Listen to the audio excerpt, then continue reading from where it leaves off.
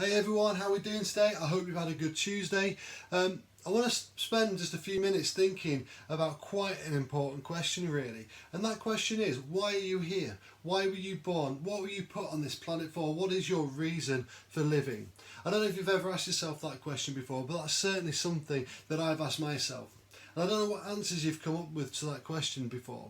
You know, it might be that you're here to teach, you're here to have a family, you're here to work in different capacities, you're here to be a nurse, you're here to help people, social services, the police force, whatever it might be. They are usually the types of answers that we find. And they are the answers that I've given to that question on different occasions. So when I was a care worker, I was like, well, that's my role on this earth at the moment, is to care for people that need caring for. Or I'm a youth worker, so I'm here to provide opportunities for young people and to see them grow into amazing young adults. And that was the answer that I gave to that question at one point. But actually the one thing that I've come to realise over the last few years is that the very reason for me being on this planet and being in this world is so that I can have a relationship with the living God. I don't know if you have a faith in God or not, but that's totally what I believe. I believe that I am here to have a relationship with God. And that is exactly the same for you. You were put on this planet at this time to have a relationship with the one true and living God.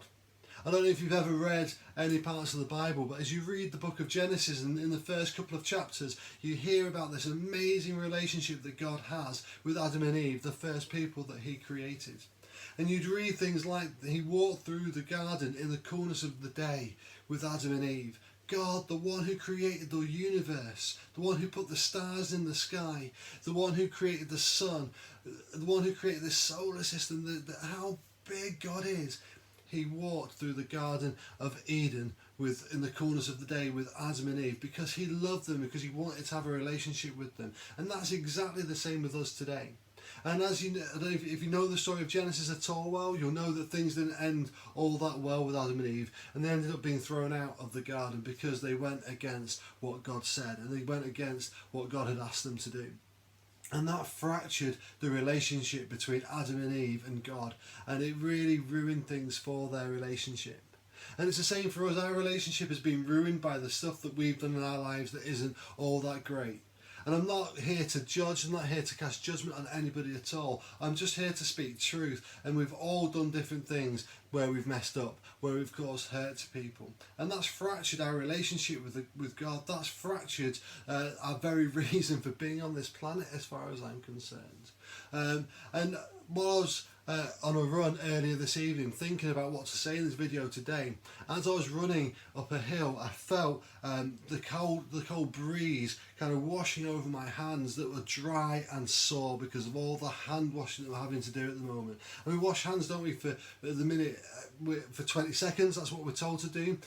Whether you sing happy birthday twice or say the alphabet or say the Lord's Prayer as you're praying, those are all good ways of making sure that you're washing your hands for those magic 20 seconds. And we do that to kill the bacteria, do that to kill the dirt that's on our hands and to stop that spread of infection.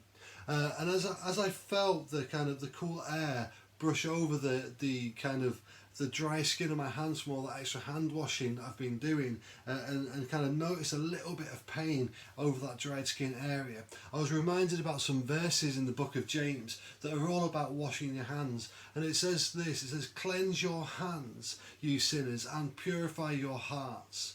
And I think that's what we've got this opportunity to do at the moment. We've got this opportunity to begin washing our hands. I'm not talking in a physical sense at the moment. I'm talking about washing our hands of the things that we've done that are dragging us down.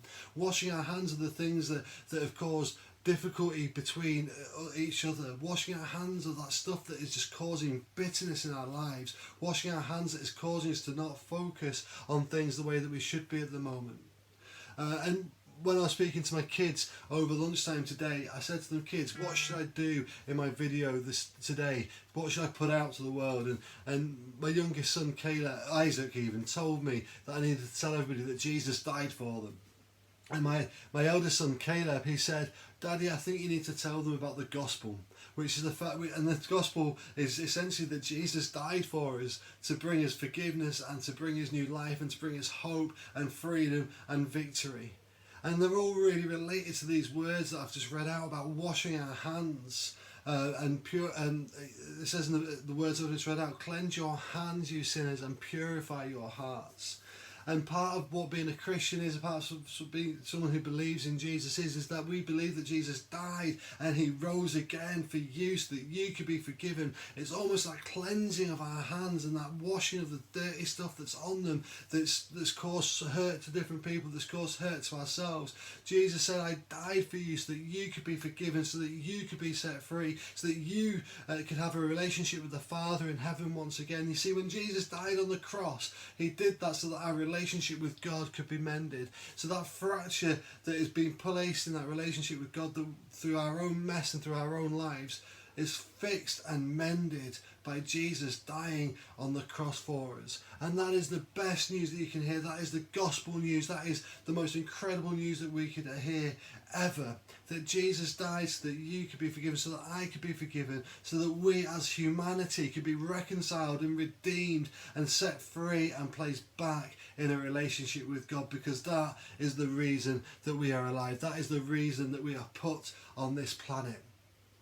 And so can I urge you, in this time of isolation, as you're washing your hands physically, why not approach Jesus and say, Jesus, I know that I've messed up. I know that I've done stuff. I understand that I'm here to have a relationship with God. And I understand that the stuff I've done has got in the way of that. But right now, Jesus, I'm physically washing my hands. I draw close to you and I welcome you into my life. And I say, Jesus, would you wash my hands? Would you purify my heart? It says in that earlier, in that passage that I just read out, James chapter 4, verse 8, it says, draw near to God and he will draw near to you. And that is not, that might happen, I might draw close to you. It's a promise.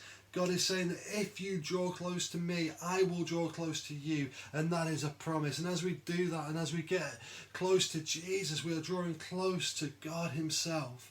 And he is drawing close to us, and we will see his forgiveness, and we will be able to have our relationship with our Father in heaven just as we were meant to, just as the original plan was. And we'll be able to sit near him, sit at his throne and gaze into his fatherly eyes and say, God, I am sorry.